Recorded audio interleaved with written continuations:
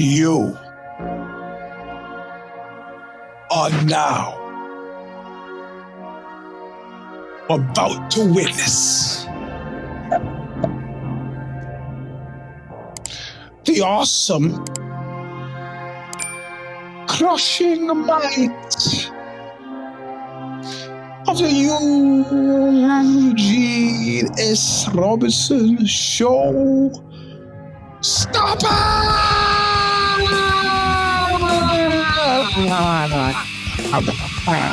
Welcome, my friend, to a show that seemingly never ends.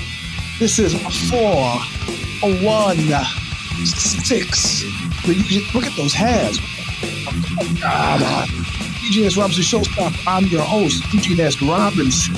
Got a lot to talk about today, Sunday, starting off with some major mishap that occurred not even hours ago. How sometimes the cure is worse than the disease. Elizabeth Bob Riley said that as he has every single week since 2007, it's Stigmata. That's right, the record, the calling of the just. Ding, ding, ding, ding, ding, ding. And the song is called Intro, All of Nothing. Still available, the entire record. Yeah, it's free online, but you could buy it from Revelation Records in Huntington Beach, California. Where they shoot you to death in a nightclub. They hit your car with a hammer, and they run your mayhem 10 out of town on a rail to open up a substandard restaurant in Central Florida that will inevitably fail. Listen well. Yeah, I know I need some lotion. I got nothing handy. I'm on my way back nowhere. But I could not see too clear. I'm taking a real good look at you. I'm taking a real good look at your face. So be and pay back and for always nothing. All right, my friends, cut the music. There we go. Welcome to the show that apparently never ends. So here we are at 416 and got a lot to talk about. 5 years, if you read the Substack, you know some of what we're going to talk about today. But I'm gonna open up with the catastrophe. Okay, I can go back to training tomorrow. Went to the two doctor's appointments on Friday. I realized I've gone to doctors more time in Spain than I've gone to doctors in America in the last fucking 10 years. Something about that cheap healthcare, man. So I go for the arm. They look at it. They go, oh, it stopped oozing. It's closing up. You'll be fine in 5 days. That's tomorrow. I'm going to go train tomorrow. So what do? In the overexcitement, first of all, dishwasher open, walk into the dishwasher. The open, sharp edge of the dishwasher, gash the foot. So now I have an open wound on my foot. They just had a 200-person leg lock seminar there, and sadly I missed Highwell Teague, who I wanted to meet for the first time, because since he was the one who recommended the academy to me. But nothing worse than going to hang out at the academy with 200 people when you can't roll.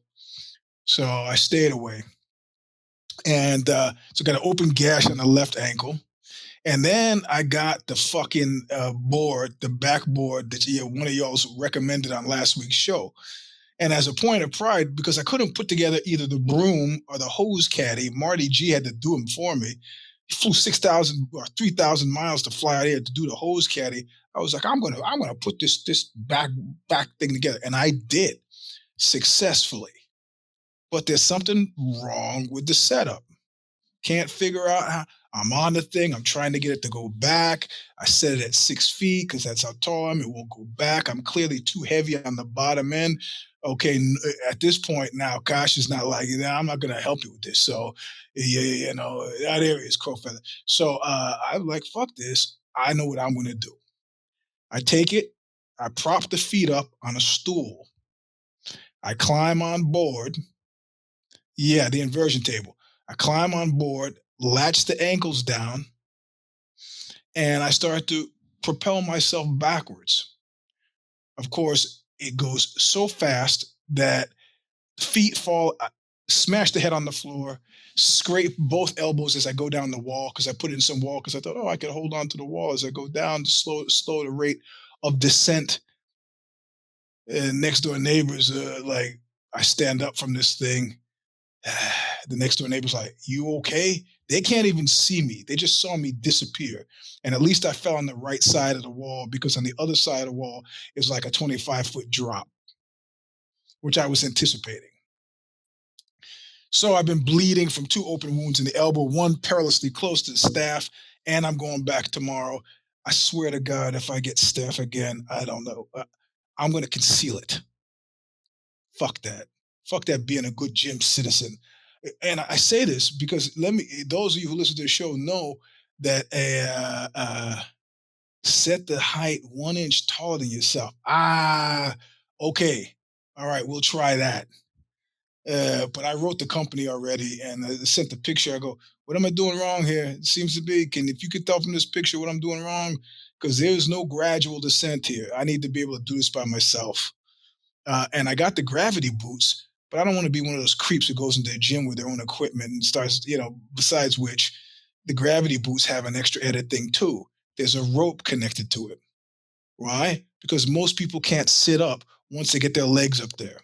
So you throw the rope over and then you hang and then you got to pull yourself. That seems like a lot for the gym. I just want to be sotto voce in the gym, right? I don't want to draw too much attention in the gym. So now I've got 3 open wounds in it, and I'm going back tomorrow. That's fine.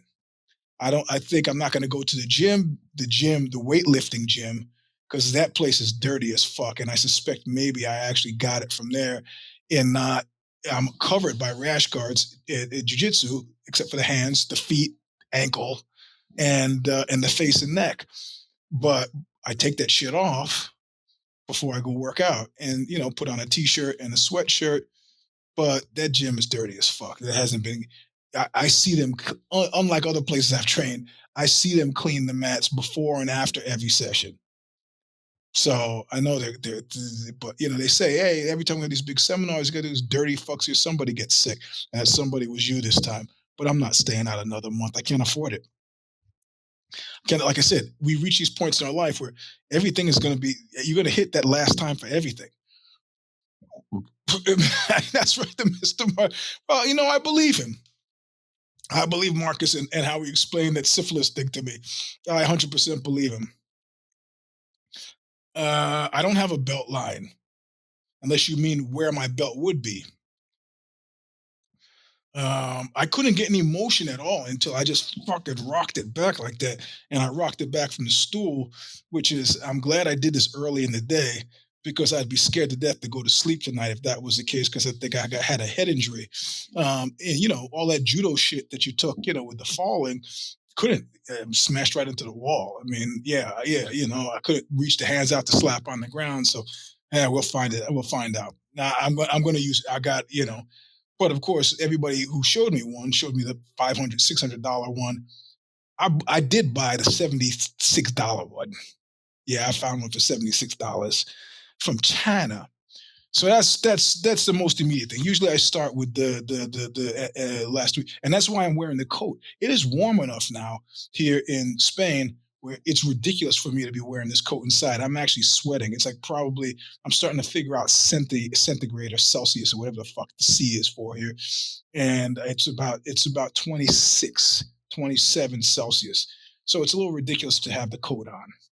But I was bleeding over everything with these open wounds, and I don't want to bleed over my office. So waistless. So just to hold my waist. Okay.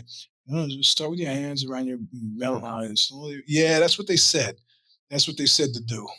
But I couldn't get any motion that way. I raised the hands, and I couldn't. Yeah, that's what they said in the instructions. But I'll figure it out. Yeah, well, because also when I fell back, the whole fucking thing felt like there was the bar that's down below that's supposed to keep you from going full incline. That got knocked off, and the stool got knocked down. It was a catastrophe. Anyway, so going back in the week to explain how we got here. That's what I'm hoping. Man, maybe I should put the stool behind me. I just need to get some space in that L5, and I tell you, the cortisone. He's giving me low dose cortisone. Oh, that's right. So the first doctor cleared me for the arm. The second, she said she still doesn't want me in the hot tub or the pool. until it's completely covered over. But everything else, he goes, use caution. I go, yeah, I think that's like a small animal or a food item. Do you know what caution is? She told me in Spanish and English. I go, yeah, you don't know who you're talking to. Caution. I don't want to queer. And then I had to come back that night. And this doctor was like, I tell him right off, say, my Spanish is not the best discussing medical issues. I don't know. We could try it though. And he's like, oh no, we don't have to. Where are you from in America? I said, well, I'm from New York, but I lived the last bunch of time in California. He goes, oh, I used to work in New York. I go, oh, what hospital? You told me the hospital in Midtown. I go, yeah. He goes, yeah, I showed up. I was practicing my English forever. And the guy who I was interned with was talking to me in Spanish. I go, wait a minute, where are you from? He goes, Argentina. I was like, hey, man, that's right. There you go. Latinos running things. But I said, I got sciatica. And he had my x-rays up and he was like, yeah, you are looking at, you have no cushion here at the L5. And if it gets even worse, what's going to happen is you're going, what did he say? You're going to have a herniated cervix or some shit like this. And I go, well, I want the cortisone shot. He said, I'll tell you what, I'll give you some low dose cortisone tablets and you take them for 9 days. I'll give you enough to take for 9 days. If at any point during that 9 days, your pain goes away, stop taking them and then come back to me. I want you to get an MRI. Of course, I go to get an appointment with the MRI and they're not open. So I sometime this week, go get an MRI. I'll take a look at it. We'll see what we can do. Now, somebody knowing my travails online said, hey, well, you know what I had done with me? I had the same problem. I killed the nerves. They went in, zapped them with a laser because it's the nerve pain that's causing the limping and all that stuff. And I go, well, that's great. Well, how long were you out? He goes, well, I was in the hospital 2 or 3 days. I go, that sounds like not fun. And he goes, and then I was laid up doing PT for 6 months. I go, okay, that's out. I'm done. No, I can't do that. Yeah, I've been through the PT with the massage and then the thing with the SOS and massage. I don't know, man. I just, like a buddy of mine says, nothing works like the real thing. And you just take an injection of some sort of thing. So I'm not spending another 6 months in the doing PT and out of the gym. It's not gonna happen. And then I heard something that they somehow like to increase the cushion, they're injecting some shit into that's not gonna happen either. I figure I'll stretch, give myself some space, get back the inch of height that I lost. Yeah. I get back to height I lost, kind of spread it out. I mean, it came probably from heavy deadlifts. I don't that when I talk to him and say, what are your activities? He said, yeah, I got to stretch. I got to do reformer Pilates, all that stuff. That I will do as soon as I start feeling better from either this low dose cortisone or some other things. So he says, what activities are you? I said, well, Brazilian Jiu-Jitsu and weightlifting. He loved weightlifting. Okay, that way. He was more impressed. He goes, he didn't know Brazilian Jiu-Jitsu. I had to explain it to him. And then he said to me, this is the good one. He goes, how long has it been bothering you? See, this is where America prepares you for everything. Because I know about the fear of pre-existing conditions. I said, since September. And when did you get to Spain? August. So I'll see you at the MRI. Come on, man. Anybody with even a cursory look at this show knows it's been longer than that, but whatever. Okay, so let me pause here for a second. Today is the 24th. In a week's time, it'll be the 31st. There are 31 days in May, which means I'm getting you all prepared for the commercials in next week's show to pay the $700 I got to pay June. We'll accept money, Cash App, Venmo, PayPal, Zelle. If you're in Europe or Spain, Bizum, all of these things. There's ways that, I don't care. Some of you have been going in through the Substack. $5 here, $5 there, it adds up. Some of you have been coming through Cash App, doing God's work. God's work. I don't know if the guy wants his name mentioned, but TM, bro, I was trying to send thanks on Cash App. Couldn't really figure out how to do it, but then I got to some stats page. Y'all all should bow down to TM.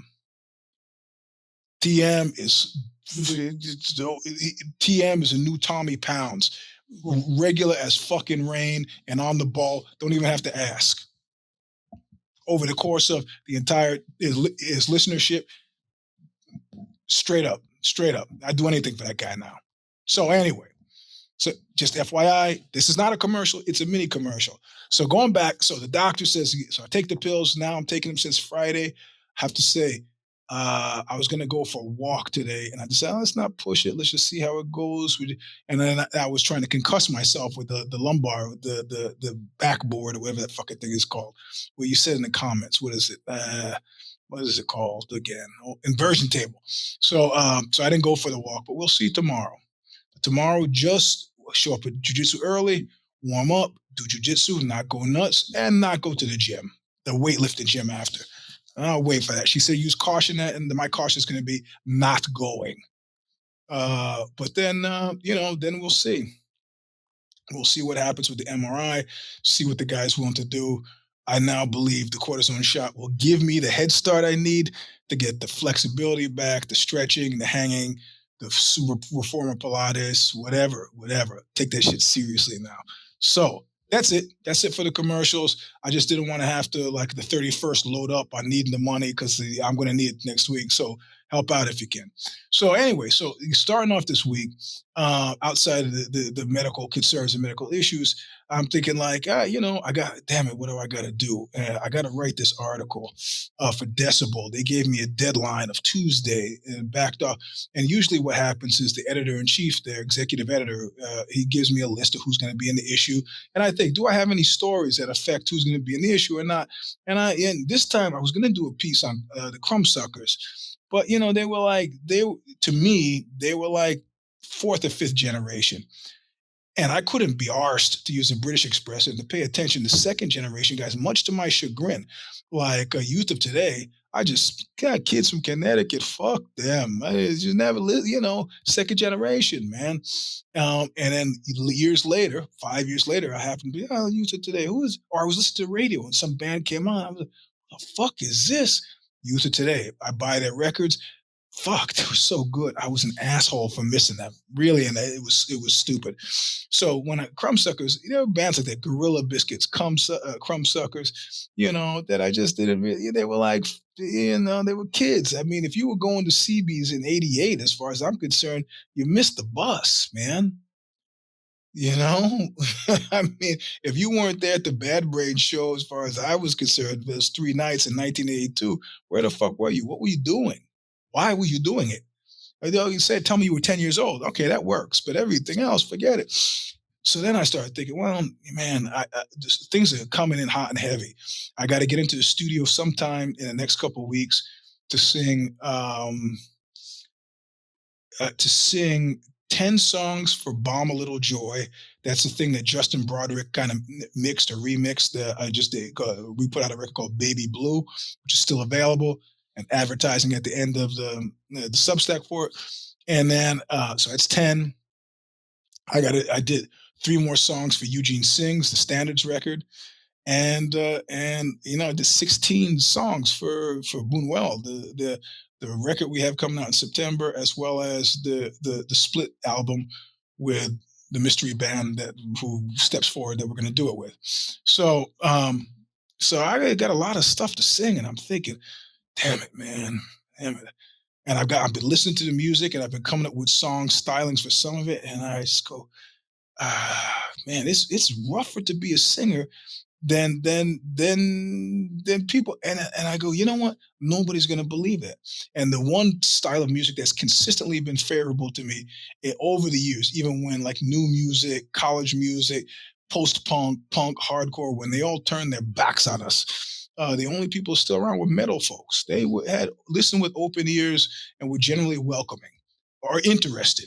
Like one guy said, imagine if you could, a band that did everything wrong. And he was talking about Oxbow, but he was a Tool fan and had seen us open for Perfect Circle.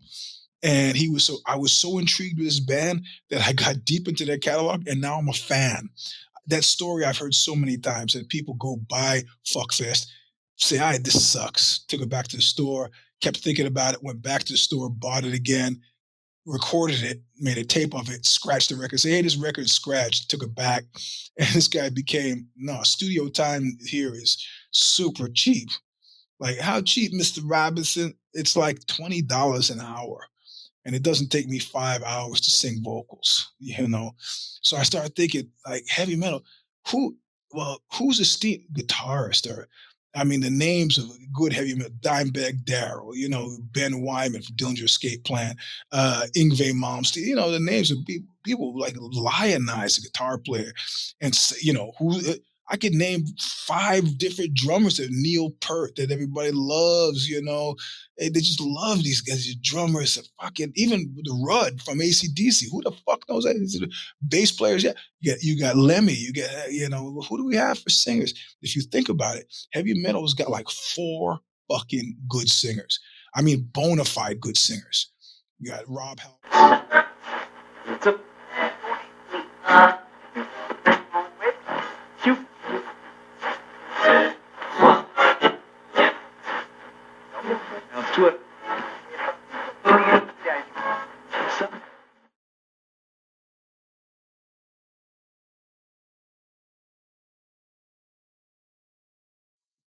I gotta get some peppermint tea because I'm dying here. And I expect to see you all next Sunday because look what you made me do!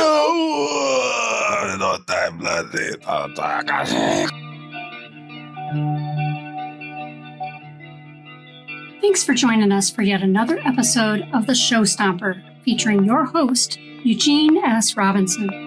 For more of the show that seemingly never ends, head to showstomper.substack.com and become a subscriber. You can find all the latest content there, along with the free Jiu-Jitsu Breakdowns archive. And eventually, every Knuckle Up episode we can drag out of the bloody elbow wreckage. You can also follow Eugene's weekly newsletter entitled Look What You Made Me Do, which is a soaring hit at eugenesrobinson.substack.com. If you're still on Twitter, find him at Eugene S. Robinson. Or Instagram, his handle is Mr. Sleep 3. That's the number 3. For more Eugene-centric content, check out Ask Euge, which is our midweek Showstopper mailbag, where Eugene will answer any question as truthfully as legal will allow. Send your questions with Ask Euge in the subject line to EugeneStanleyRobinson@gmail.com or ox_bo@hotmail.com. You can also catch Eugene every other Wednesday morning, 8 a.m. Pacific, with Stephanie Payrolo on Bad Boss Freak, where they draw on over 50 years of combined executive-level experience while chatting about bad bosses, broken workplaces, corporate bullshit, and advising listeners on how not to be an asshole at work. And every Saturday, Eugene joins his longtime cohorts Alexi Ald and John Nash on If the Shoes Fit to provide a hilarious and shockingly sharp look at public relations, pop culture, and society. Be sure to pick up a copy of Eugene's memoir, A Walk Across Dirty Water and Straight into Murderer's Row, which is a brutal, funny, unflinching ride through punk rock, violence, mistakes, survival, and life lived the hard way. If you've read it, I'd appreciate it if you would leave him an Amazon review, because apparently those things matter. A lot, somehow. Please be sure to join us live next Sunday on the Show Stomper YouTube channel, 10:30 Pacific, 12:30 Central, 1:30 Eastern, 7:30 Madrid.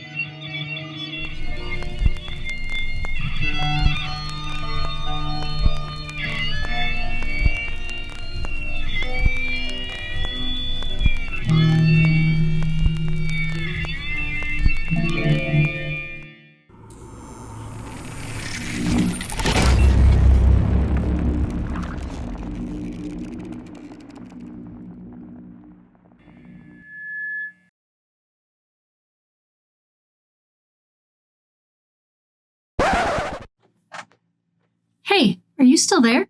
I'm here too. This is June M. Williams, Eugene's producer. The Show Stomper is produced by Original Designs, owned and operated by me, June M. Williams. I've been producing creative stuff since the 80s. So yeah, I handle the video production, original show graphics, motion graphics, show logos, podcast syndication, social media support, and all kinds of assorted behind-the-curtain machinery that keeps this thing lurching forward. You can reach me at originals@gmail.com. That's ORIJUNELS@gmail.com.